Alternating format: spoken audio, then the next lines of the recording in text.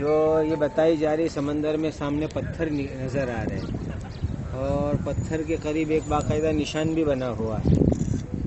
کہتے ہیں کہ حضرت یونس علیہ الصلاۃ والسلام جب اپنی قوم سے ناراض ہو کر کے نکلے، قوم کے لوگ کے ایمان نہ لانے کی وجہ سے، یہاں آئے اور یہاں آ کر کے کشتی میں بیٹھ کر کے آگے جانا چاہتے تھے، لیکن کشتی ڈاماڈول ہونے لگی.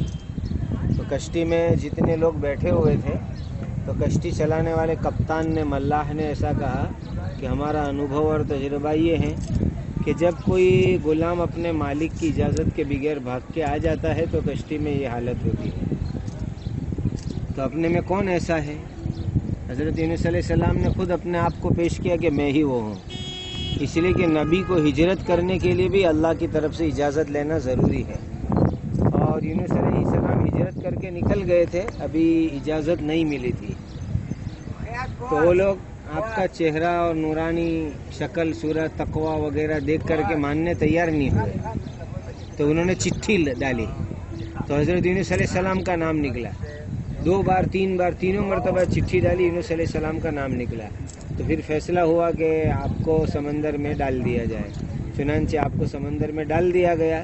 ایک بڑی مچھلی کو اللہ تعالیٰ نے حکم دیا کہ تو اس کو اپنے پیٹ میں نگل لے ان کو، لیکن ان کو کھانا نہیں ہے. یہ پیٹ جو ہے ان کے لیے مکان رہے گا، اس کو ہضم کرنے کی تجھے اجازت نہیں ہے.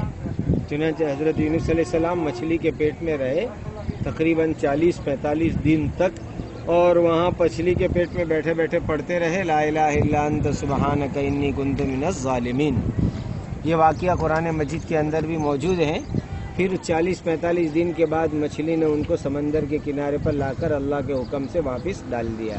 تو کہتے ہیں کہ یہی وہ جگہ ہے جہاں حضرت یونس علیہ السلام کو پانی میں کشتی میں سے ڈال دیا گیا تھا اور مچھلی نے آ کر کے اپنے پیٹ کے اندر نگل لیا تھا.